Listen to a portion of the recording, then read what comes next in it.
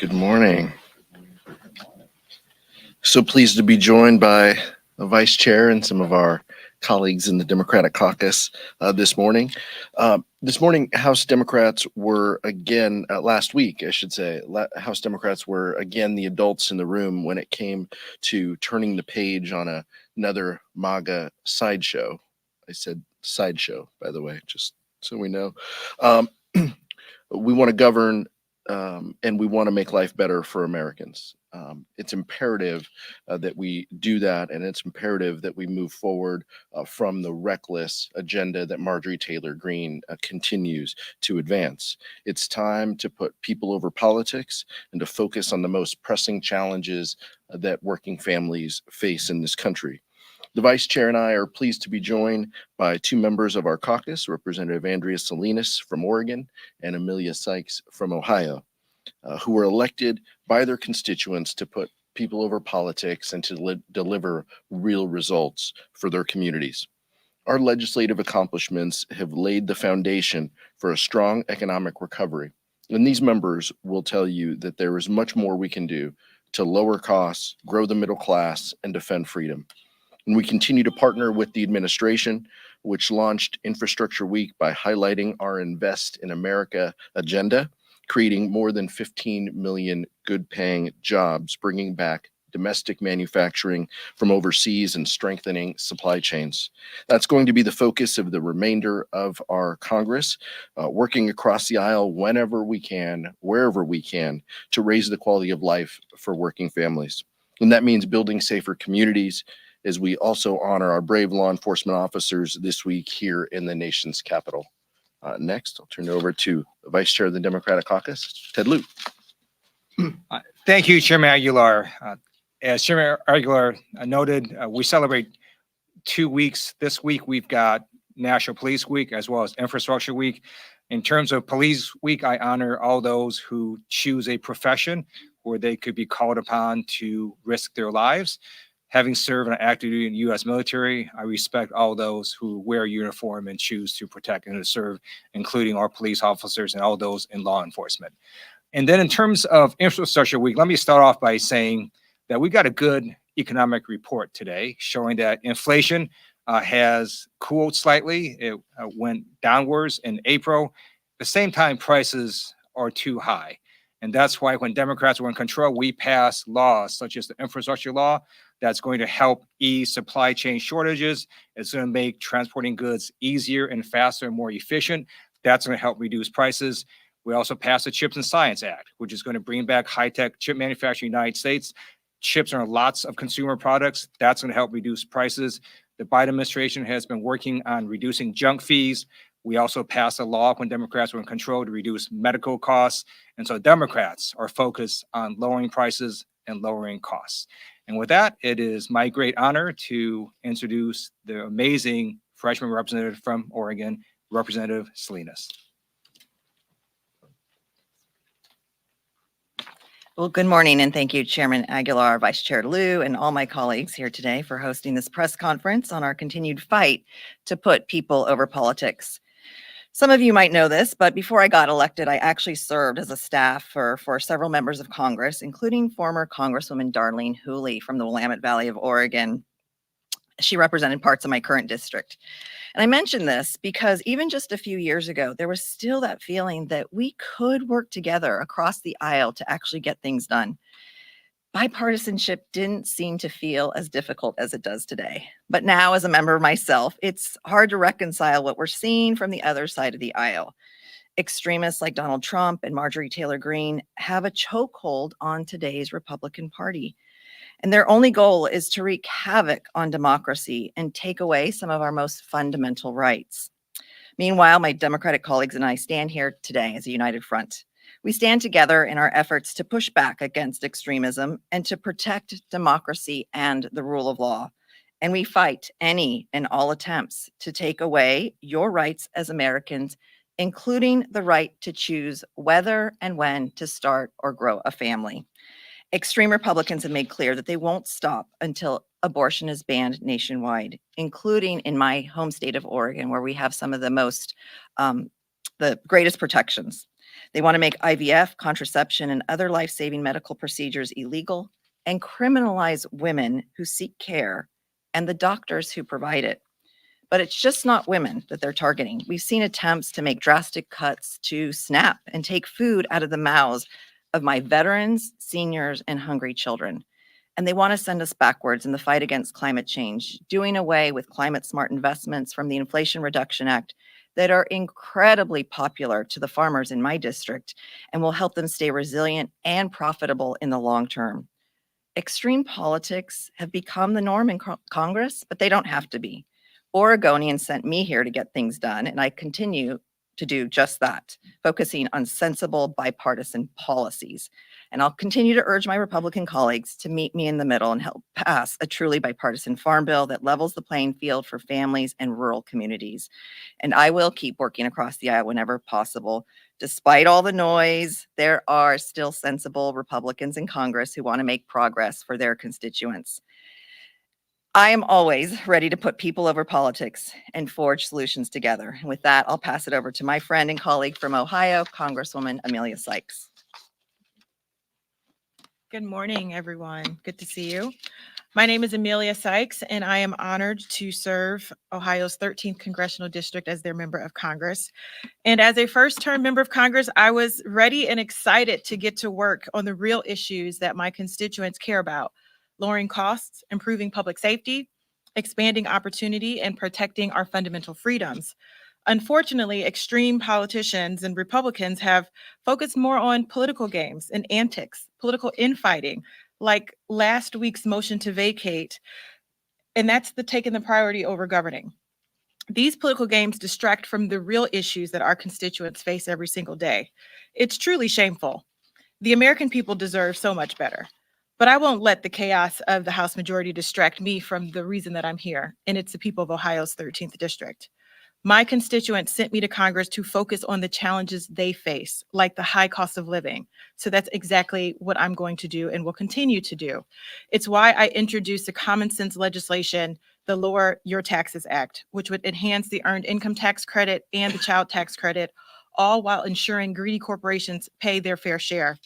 By expanding the Earned Income Tax Credit and Child Tax Credit, we're investing in working people and putting more money in the pockets of people, their hard-earned money, at a time when families need a little bit more breathing room. My constituents want and need real solutions like the Lower Your Taxes Act, something that will improve their everyday lives, not more divisive rhetoric. In a recent radio interview, I was asked whether or not the Lower Your Taxes Act had a realistic chance of passing. And it was disappointing that I couldn't share a resounding yes, because this is a good idea, that each of these provisions in the bill would help ease the pain of inflation, that it would lift families out of poverty and provide needed tax relief, all while ensuring greedy corporations are paying their fair share. But the reason this bill is not going to get a fair hearing is because Republicans want to play games, partisan games, rather than address the needs and concerns of the American people. I know that bipartisanship can be accomplished. I served as the minority leader in the State House in a super minority, and we were able to get things done, real things done, including expanding the Earned Income Tax Credit. And it could be accomplished here in Congress, but my colleagues have to make the decision. It is their desire or will to not or to put people over politics. They can join me and my Democratic colleagues in leading and putting people over politics. And we invite them every single day to join on the bandwagon in order to help the American people. So to my colleagues in the majority, we say enough is enough. Let's stop playing games and let's get to work. Thank you, and I'll turn the program back over to Chair Aguilar. Thank you, Amelia and Andrea. Appreciate your leadership here in Congress. Questions? Amika? Thank you. So I know you guys stepped in last week to help save Speaker Mike Johnson from potential ouster. I just wanted to get your reaction to him going up and supporting and boosting former President Donald Trump this week. It's disappointing to see someone in that position as Speaker of the House to go up and to speak negatively of independent criminal investigations is just odd. But that's the price that House Republicans have to pay, and that's the price specifically Speaker Johnson has to pay to have President Trump have his back. And so the parade of elected officials and Republicans in the House and Senate who go up specifically to get around the gag order that the former president is under, it just never fails to amaze us. The depths at which they will go in order to bend a knee to the former president. But that's exactly the nature of House Republicans these days. Scott? You mentioned, Vice Chair Lieu mentioned some of the police bills that are up this week and hearings on police matters and all the events going on this week. Do you all find it more difficult to work with Republicans on police issues when they call January 6th defendants hostages and deny the impact on police, the Capitol attack? Yeah, it's pretty hard. I think all of us, and we've talked about this before. I mean, all of us, come into these chambers, into our jobs, and we want to try to work with our colleagues to get things done. We want to get to yes on bills. This morning at Caucus we talked about some of the police week bills that Democrats supported in the 117th Congress, allowing more flexibility for local law enforcement when they're applying for grants. I mean, boosting mental health resources for law enforcement. I know Amelia Sykes is carrying a bill that would offer additional law enforcement support. These are things that we can, and when we are in charge, and when Leader Jeffries is Speaker Jeffries, those are the types of bills that we will advocate. But yeah, Scott, I mean, it's a little more difficult when they want to try to whitewash what happened. When they will stand with some law enforcement, but they won't stand with others.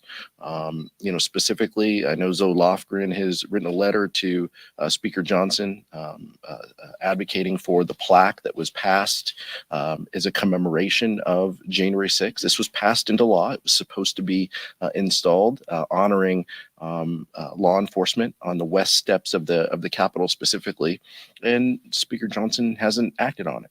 You all got response to that? I'm not aware of any response. I didn't check with Representative Lofgren on her letter, but I haven't heard of a response. But it's it's disappointing. That doesn't stop the work that we're going to do. That doesn't stop us, as Andrea Salinas mentioned, from every day trying to work with our colleagues in order to get things done. But I've talked to you about this in the past. Other members of the January 6th committee have. It does shape our perspective here clearly. I agree with what Chairman Aguilar said. I also want to note that what we're seeing from the Republican conference are a series of messaging bills on a variety of topics, none of which are going to pass the U.S. Senate. In contrast, when Democrats were in control, we took action, such as passing the American Rescue Plan that provided funding to local cities and states. That's where most of the funding goes for law enforcement, and we were able to save a lot of positions at cities and states, including those in law enforcement, from being laid off because of what Democrats did to actually fund these agencies. And then if you look at this term, in terms of community funded projects, Democrats secured more funding for law enforcement than our Republican counterparts. And so Democrats believe in actions, and our actions send a strong signal that we honor those who protect and who serve. House Republicans have HHS Secretary Javier Becerra up here on Capitol Hill before the Education Committee today, claiming that he's overstepped his boundaries with policies that involve religious liberties and abortions. Just want to get your thoughts on that from the Democrats in the House. Well, look, what we've seen time and time again is, House Republicans level attacks that aren't based on facts. We appreciate the fact that Secretary Becerra continues to want to expand opportunity for everyday Americans to have health care. We appreciate that HHS delivered through the rulemaking process that the Biden administration supported. Healthcare for individuals with DACA status that was announced last week. These are things that we can and should be doing, expanding opportunity to people. That's exactly what Javier Becerra. That's exactly who Javier Becerra was when he was a member here, and that's the type of secretary that we get. And so I'm excited about his leadership and thankful that he's here testifying on the president's budget and what the priorities are. Excuse me, on the Israel bill this week, there's a statement of administration policy and a veto threat about it, whip on it. Are you expecting many Democrats to vote with Republicans on it? And did this statement of administration policy help with your caucus? Well, I think the substance of the bill is what's important to House Democrats. We believe in supporting our colleague, our friends and allies in Israel. We also believe that the president sets foreign policy as well, and we understand that there's different viewpoints within our own caucus on this, but overwhelmingly, House Democrats will reject this overly political bill that did not come through committee. It's advocated by the chair of the Defense Appropriations Committee. I'm on that committee, and overwhelmingly, House Democrats will vote no on the bill. We appreciate the president's leadership as he seeks to work with our colleagues in Israel to protect them from threats, not just in Gaza, but from Hezbollah and others. And this bill would seek to undo what the president has done. It would also, we want to acknowledge, fence off and defund the Department of Defense, the Department of State, from efforts that they are undertaking as well. And so we don't believe that that is a thoughtful foreign policy and support the president.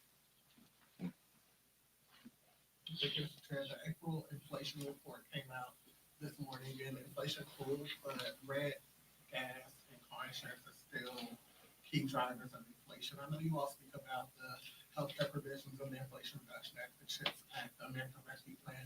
But what's your message to Americans who are looking for relief around housing and rent, and gas is creeping up as we head into the summer season, and car insurance is becoming a huge expense for people? What's your message to Americans outside of use your voice in November to vote Republicans out? Our voices look at our track record and what we've done to reduce the costs that everyday Americans face, but our work isn't done, and none of us are up here saying that our work is complete. Our work is incomplete because we haven't done enough in order to lower those costs, but we will advocate for priorities that continue to do that. When I think about housing, and look, all of us come from areas that feel this, concern, every day. Efforts that Maxine Waters has taken, policies that we have tried to get over the finish line to make investments, in affordable housing, to drive down those costs, to allow increased home ownership opportunities. Those are things that our communities are talking about, and those are the investments that we feel are worth making. So time and time again, we will continue to do this. We've tried to check oil companies from their efforts as well in the past. Those are the things that the public can expect us to continue to champion, but we understand the costs that they're facing. We understand that it's difficult. We hear it. We acknowledge it. We know that we can do two things at once. We can both acknowledge that the president has created 15 million, good paying jobs around this country, while realizing that costs continue to rise for Americans and that there is more work to be done. As the vice chair said, this is something, lowering cost is something that the caucus is very focused on. Policies that we can introduce and implement within the next Congress when we're in charge is very much top of mind. Thank you. And just to follow up on the bill coming up tomorrow, the Israel bill, are you worried, though, if there are members that do come out tomorrow and vote their conscience? Obviously, there are several that have a problem with the president's policy on pausing aid. Are you worried that this would undermine the president's foreign policy, that it would be a public rebuke on the House floor? No, there have been, times that passed where where a small group of members has disagreed with the majority of the Democratic caucus, and that's look, that's part of the rich mosaic of guiding this caucus. And we come from every corner of our country, and people will have different viewpoints along the way. We have oftentimes quoted Jim Clyburn: "Unity does not mean unanimity." And that's very clear and very evident. We have different perspectives that we bring. The important thing is that House Democrats continued to put up votes to protect Israel and to support our national security imperatives and priorities across the globe. We are the ones that put up the votes for the government funding bill that unlocked $3.8 billion to aid within our MOU with Israel. We're the ones that put up a significant number of votes on the national security supplemental, over $20 billion, in aid to Israel with humanitarian assistance around the world. Those are the things that House Democrats will continue to do if given the opportunity to govern. And so that's overwhelmingly, where we stand on these issues. But I'm not distracted or diverted from a few members who have a different viewpoint. In the back. Thank you, Chairman. So Representative Byron Donalds has a bill, the DC Crime Bill of 2024, that aims to address the crime problem in DC. However, DC has a law that's taking into effect on Saturday that pretty much addresses crime in the city. And so, and the Republicans I've talked to have said that they feel like Congress should have a say in what goes on in DC because, Congress has jurisdiction over the whole country. And, a lot of DC people feel like that infringes upon their, supposed statehood. And so what I want to know is, where do Democrats stand on this bill? And additionally, do you think that Congress should have a harder, heavier hand in DC politics and how the people who live in the city govern themselves? Democrats overwhelmingly believe in home rule. In the people of DC having to make decisions regarding their own bills and legislation. I'm surrounded. I was the only one who didn't go up here, who didn't serve in the state house. We have state senators and state representatives, majority and minority leaders, over here in the state houses as well. All of us. I was a local mayor and guided local budgets related to public safety.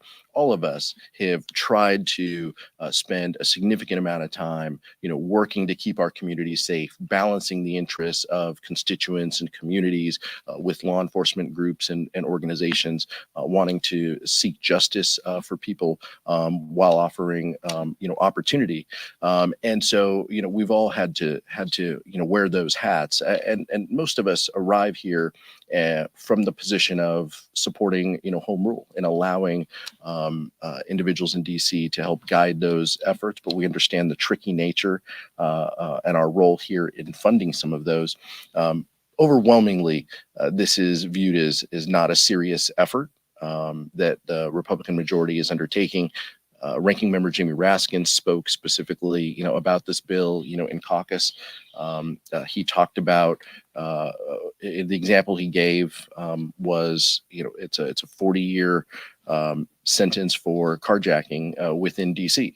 In Kentucky, where the chairman of the committee is from, there's no statute for carjacking. So the people of DC do have rules and laws in place that protect their residents. We overwhelmingly will come down in support of home rule and reject this, overly political effort that the majority is undertaking. Quick follow-up to that. Sure. Are Democrats worried that it may seem as though Republicans care about addressing crime in the city more than Democrats are? No, because we believe we have a track record of supporting law enforcement and supporting public safety. Time and time again, you heard the vice chair, the data says on community funding projects, our colleagues up here on this, up here, as well as colleagues in the Democratic caucus, overwhelmingly put resources into our local law enforcement agencies. We want to increase the flexibility that local law enforcement agencies have to draw down on those federal resources. That's what Amelia Sykes' bill would do. In the last Congress, we did those types of things, put investments in mental health services, the gun safety legislation that also had red flag laws. Red is a part of it. I mean, those are things that we believe in that actually keep our community safe, in contrasted to House Republicans who support the Republican Study Committee budget that drastically cuts public safety. They've supported, budgets last year that reduced, across the board, public safety grants and aid to the Department of Justice. I mean, those are things. So we just have a track record in supporting our local law enforcement agencies and public safety in general that we're not concerned about that. Thank you. Thank you.